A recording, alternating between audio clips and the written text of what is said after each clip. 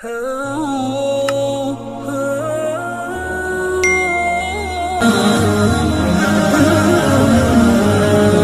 ونصلي على رسوله الكريم أما بعد فأعوذ بالله من الشيطان الرجيم بسم الله الرحمن الرحيم وذا النون إذ ذهب مغاضبا فظن أن لن نقدر عليه فنادى في الظلمات أن لا إله إلا أنت سبحانك إني كنت من الظالمين فاستجبنا له ونجيناه من الغم وكذلك ننجي المؤمنين وزكريا إذ نادى ربه رب لا تذرني فردا وأنت خير الوارثين۔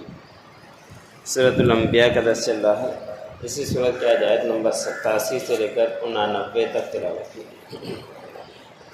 سورت کا نام سورۃ انبیاء ہے اور اس سورت کے اندر اللہ رب العزت نے انبیاء اکرام کے تذکرے بیان فرمائے ہیں۔ گزشتہ آیتوں کے اندر حضرت ابراہیم علیہ السلام کا، حضرت سلیمان علیہ السلام کا، حضرت داؤد علیہ السلام کا، حضرت ایوب علیہ السلام کا تذکرہ گزرا۔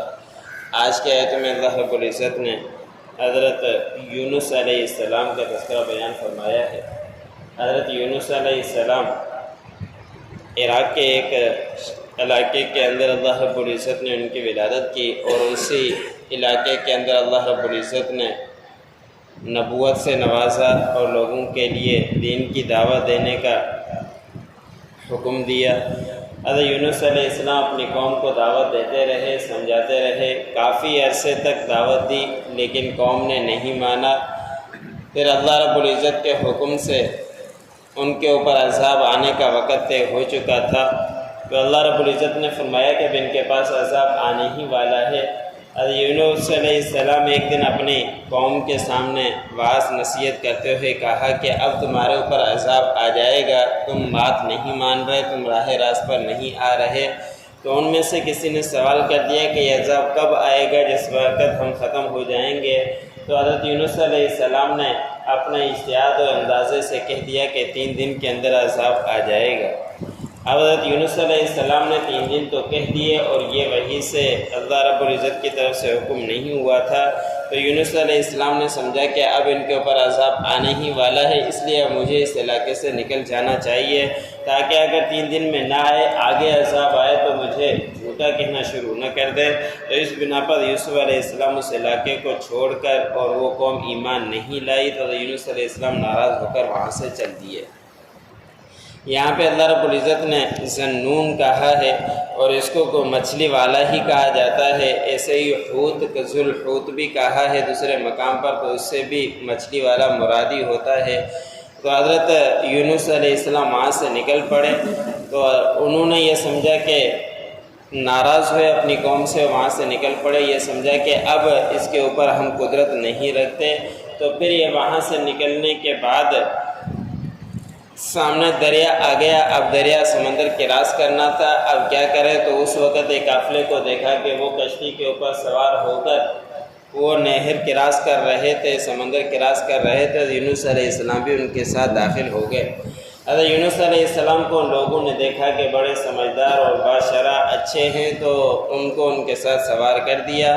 کشتی آگے چلی، چلتے ہی کچھ وقت کے بعد کشتی نے چلنے سے رک گئی اور ان ملاحوں نے کہا کہ ہماری کشتی کا یہ ماحول ہے کہ جب نہیں چلتی تو ہم سمجھتے ہیں کہ کوئی غلام اپنے آقا سے بھاگا ہوا ہے، تو ہمارے ہی اندر کوئی ایسا غلام ہے وہاں سے بھاگا ہوا ہے، پھر ہم اس کو سمندر کے اندر ڈال دیتے ہیں تو پر کشتی چلنا شروع ہو جاتی ہے۔ اب آپ لوگوں میں سے کون ایسا ہے جو اپنے آقا سے بھاگا ہوا ہے؟ تو یونس علیہ السلام نے فرمایا کہ میں ہی ہوں، کہ اپنے آقا یعنی اللہ رب العزت کا ابھی تک حکم نہیں آیا تھا، ان کے حکم سے بغیر وہاں سے میں نکل پڑا ہوں، بس مجھے ہی سمندر کے اندر ڈال دو۔ تو ان ملاحوں نے کہا کہ نہیں، آپ تو بڑے سمجھدار لگتے ہیں، آپ ایسے نہیں ہیں، ہم آپ کو نہیں ڈالیں گے۔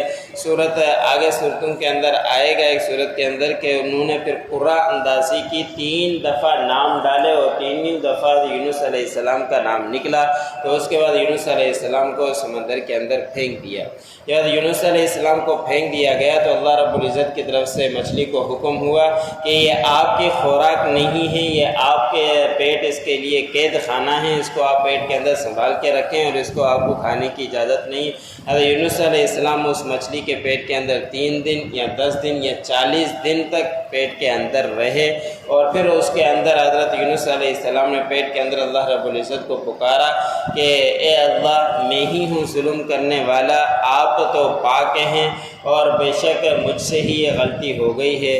یہ ایسے کلمات ہیں اور یہ ہر مسلمانوں کے لیے ہیں کہ اللہ رب العزت نے فرمایا کہ ہم نے یونس علیہ السلام کو یہ الفاظ پڑھنے سے نجات دے دی، غم سے، پریشانی سے، تو اسی طرح ہم مومنین کو نجات دیا کرتے ہیں۔ اگر مومنین بھی کوئی غم میں ہو، پریشان ہو، تو اس کلمے کا ورد رکھا کرے ہر وقت، تو اس کو بھی اس پریشانی سے نجات مل سکتی ہے۔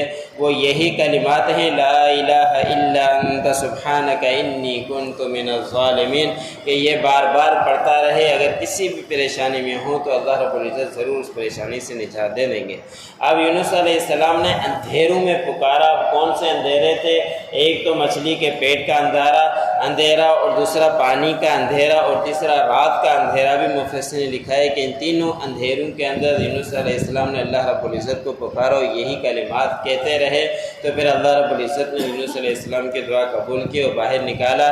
جب باہر نکلے تو جسم بالکل کام کا نہیں تھا۔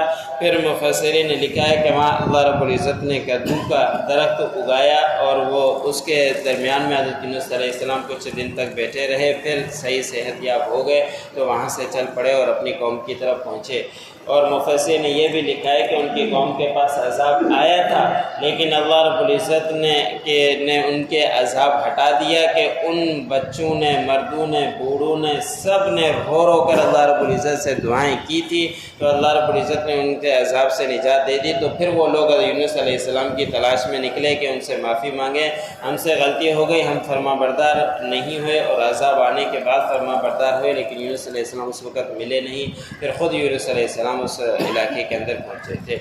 آگے اللہ رب العزت نے حضرت زکریا علیہ السلام کا تذکرہ بیان فرمایا ہے کہ زکریا علیہ السلام نے بھی اپنے پروردگار کو پکارا کہ اے پروردگار، مجھے اکیلا مت چھوڑیے، اور آپ تو بہترین وارثوں میں سے ہیں کہ اولاد کی نعمت سے نوازنے والے ہیں۔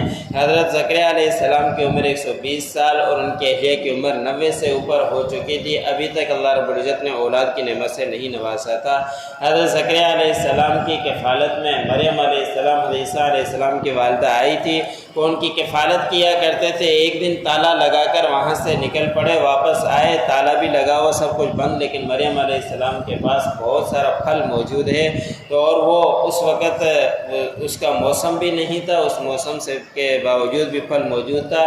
تو زکریا علیہ السلام نے سوال کیا کہ آپ کے پاس کہاں سے آیا؟ تو حضرت مریم علیہ السلام نے فرمایا کہ اللہ نے دیا ہے جو بغیر موسم کے پھل دینے کے اوپر قادر ہے۔ تو پھر حضرت زکریا علیہ السلام نے یہ دیکھنے کے بعد اللہ سے دعا کی کہ اللہ، آپ ہمیں بھی اسی طرح اولاد کی نعمت سے نواز سکتے ہیں جیسے کہ بغیر موسم کے پھل دے سکتے ہیں۔ ہمارا موسم تو چلا جا چکا، لیکن آپ ہمیں اولاد کی نعمت سے نواز دیجئے۔ اگلی آیتوں میں آئے گا کہ اللہ رب العزت نے ان کی دعا قبول کی اور اولاد کی نعمت سے نوازا۔ وَظَنُّونِ إِذْ ذَهَبَ مُغَاضِبًا، تذکرہ کیجئے یونس علیہ السلام کا جب وہ ناراض ہو کر گئے، فَظَنَّ أَن لَّن نَّقْدِرَ، اور انہوں نے گمان کیا کہ ہم اس کے اوپر قادر نہیں ہیں، فَنَادَىٰ فِي الظُّلُمَاتِ، بس انہوں نے اندھیرے کے اندر پکارا، اللہ الہ الا انت سبحانک، کہ نہیں ہیں سوائے آپ کے، آپ تو پاک ہیں، انی کنت من الظالمین، بے شک میں ہی ہوں ظلم کرنے والوں میں سے، غلطی کرنے والوں میں سے۔ فَاسْتَجَبْنَا لَهُ، پس ہم نے حضرت یونس علیہ السلام کی دعا کو قبول کیا، وَنَجَّيْنَاهُ مِنَ الْغَمِّ، اور ہم نے نجات دی یونس علیہ السلام کو غم سے، پریشانی سے، وَكَذَلِكَ نُنْجِي الْمُؤْمِنِينَ، اور اسی طرح ہم نجات دیتے ہیں مومنین کو، کہ جو بھی اس طرح کے کلمات کہے گا دوسرا مومن بھی، ہم اس کو بھی اسی طرح نجات دیں گے غم سے، پریشانی سے۔ وزکریا اذ نادى ربہ، اور زکریا علیہ السلام کا تذکرہ کیجئے جب پکارا اپنے پروردگار کو، ربی لا تذرنی، اے میرے پروردگار مجھے اکیلا مت چھوڑیے، وانت خیر الوارثین، اور آپ تو بہترین وارثین میں سے ہیں۔ یہ پڑھا سنا